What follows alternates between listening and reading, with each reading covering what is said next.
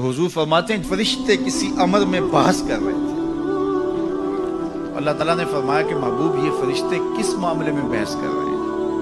तो मैंने कहा ला अदरी, मुझे इसका इदराक नहीं कि वो क्या कह रहे हैं। तो फिर अल्लाह ने अपना दस्ते कुदरत मेरे दो कंधों के दरमियान रखा। फिर क्या हुआ इससे?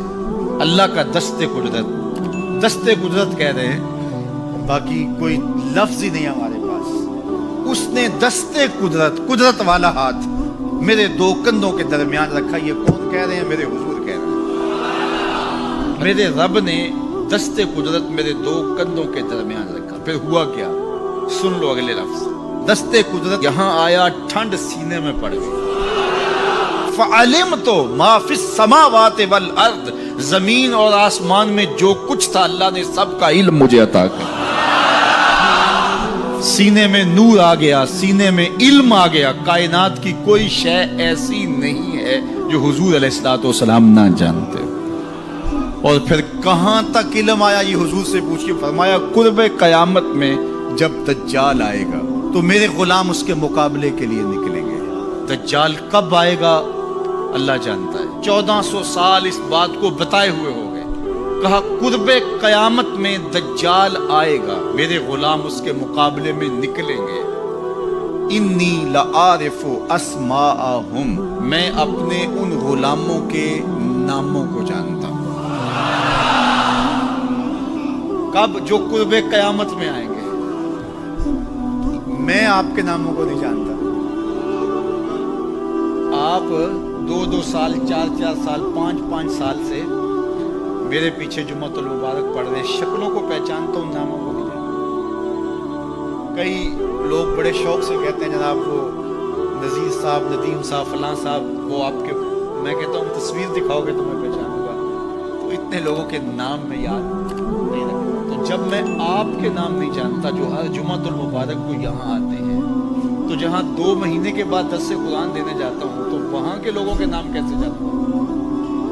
और फिर जो सोशल मीडिया पे सुनते हैं और मैं उनको देखा भी नहीं, उनके नाम कैसे जानूंगा?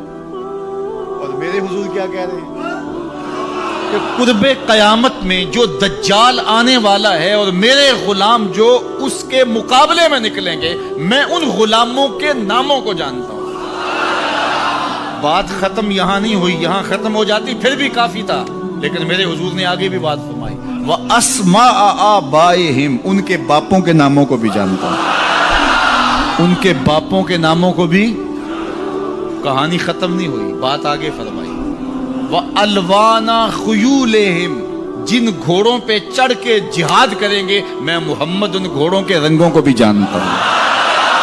कौन सा गुलाम, किसका बेटा, किस कबीले का फर्द, किस रंग के घोड़े पे बैठ के जिहाद करेगा, कहा मैं सब जानता हूं।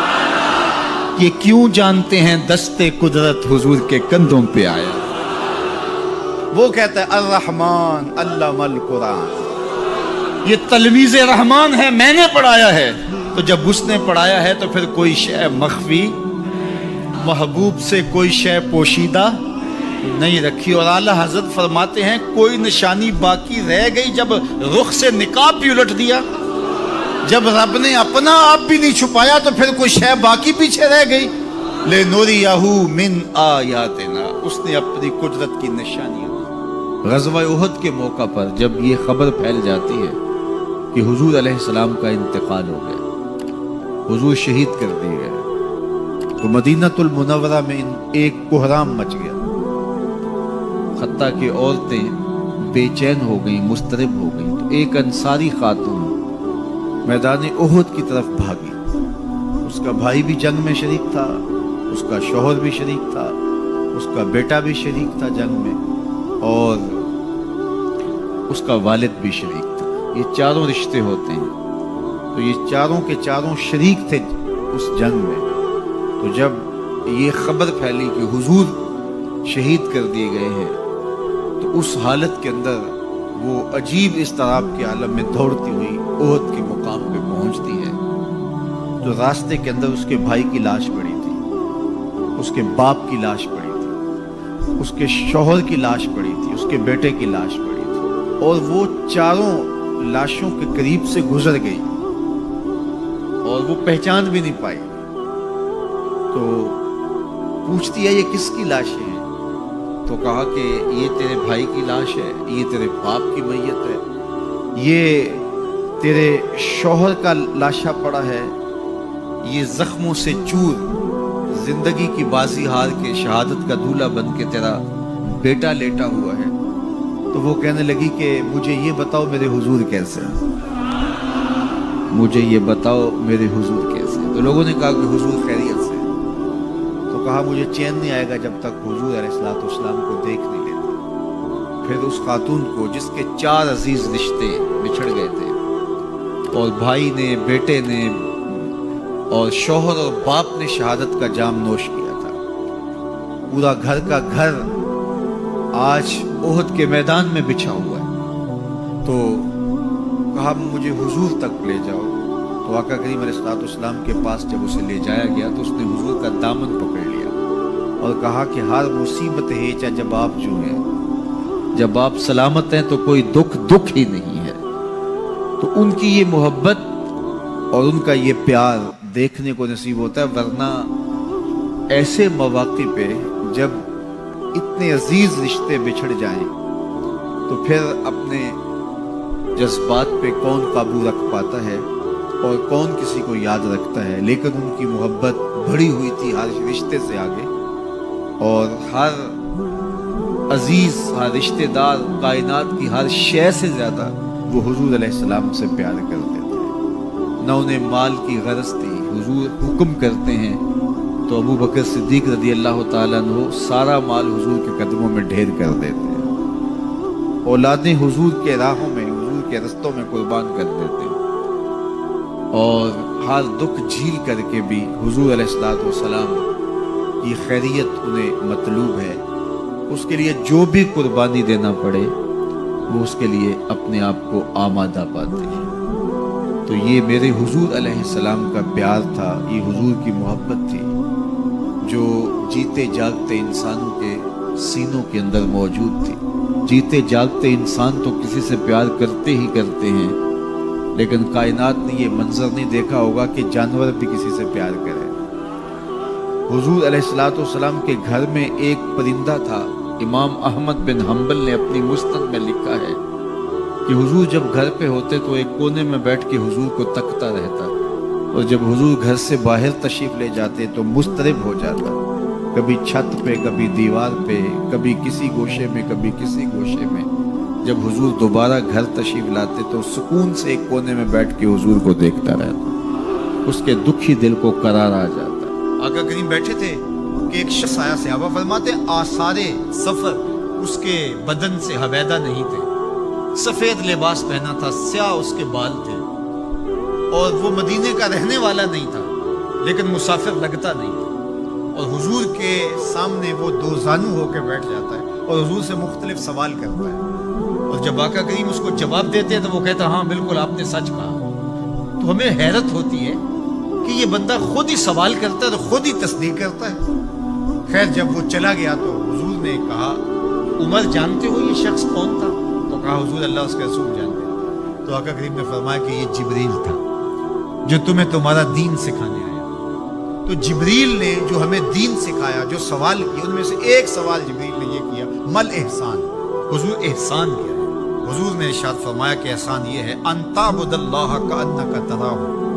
احسان یہ ہے کہ اللہ کی عبادت اس طرح کرے کہ گویا تو اسے دیکھ رہا ہے، اس انداز سے اللہ کی عبادت کرے.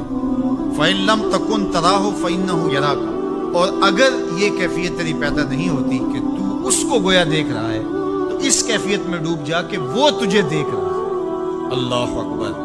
حضرت عقبہ بن عامر رضی اللہ تعالیٰ عنہ فرماتے ہیں میں حضور کی خدمت میں حاضر ہوں. حضور نے یہ بات ارشاد فرمائی سل من قطعک وعات من حرمک واعف عمن ظلمک. 3 باتیں. جو تجھ سے تعلق توڑے تو اس سے تعلق جوڑ، جو تجھے محروم رکھے تو اس کو عطا کر، اس کی جھولیاں بھر دے، جو تیرے اوپر ظلم کرے تو اس کو معاف کر.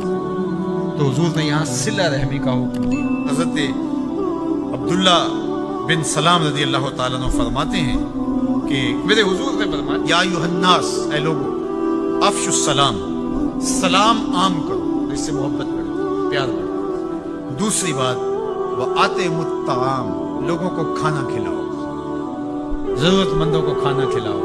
حضرت سیدنا شیخ عبد القادر علیہ رحمہ و رضوان آپ فرماتے ہیں کہ آدھا فقر غریبوں کو، مسکینوں کو، بھوکوں کو کھانا کھلانا اور ننگوں کو لباس پہنانا، باقی سارا آدھا فقر ہے۔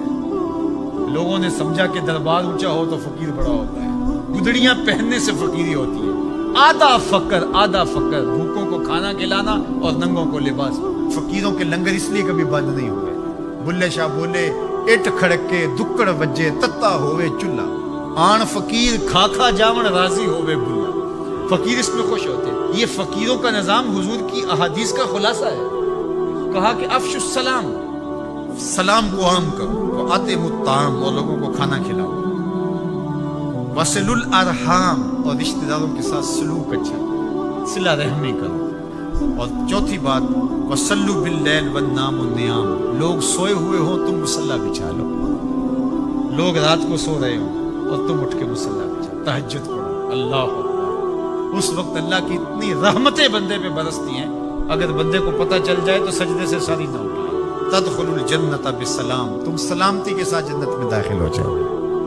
4 کام کر لو جنت تمہارے نام کی، یا سلام عام کرو، یہ کوئی اوکھا کام ہے؟ مول لگتا ہے، کوئی بل آتا ہے؟ دوسری بات وَأَطْعِمُ الطَّعَامَ، لوگوں کو کھانا کھلاؤ جتنی تمہاری گنجائش ہے۔ میرے حضور نے فرمایا تھوڑا سا پانی زیادہ ڈال دیا اور شوربے کی پیالی ہمسایوں کے گھر بھیج دیا۔ اپنا کھانا تو پکاتے ہی ہو، تھوڑا سا زیادہ پکا لیا کرو، ایک آدمی کا روز زیادہ پکا لیا کرو، اگر زیادہ گنجائش ہے تو زیادہ پکا لیا کرو۔ تیسری بات وَصِلُوا الْأَرْحَامَ، صلہ رحمی کرو، رشتہ داروں کے ساتھ سلوک اچھا کرو۔ ہم کہتے ہیں کوئی اینٹ مارے گا تو ہم جواب میں پتھر دیں گے، کوئی 1 قدم پیچھے ہٹے گا ہم 10 قدم پیچھے ہٹیں گے۔ میرے حضور نے فرمایا نہیں، 10 قدم پیچھے نہیں ہٹے، وہ جتنا مرضی پیچھے ہٹے تم آگے بڑھو۔ اللہ اکبر۔ آخری بات حضور نے فرمائی جب لوگ سو رہے ہوں تو تم آغوش نیند میں پڑے ہوئے لوگوں کو چھوڑ کے اللہ کے حضور سجدہ ریزی کرو۔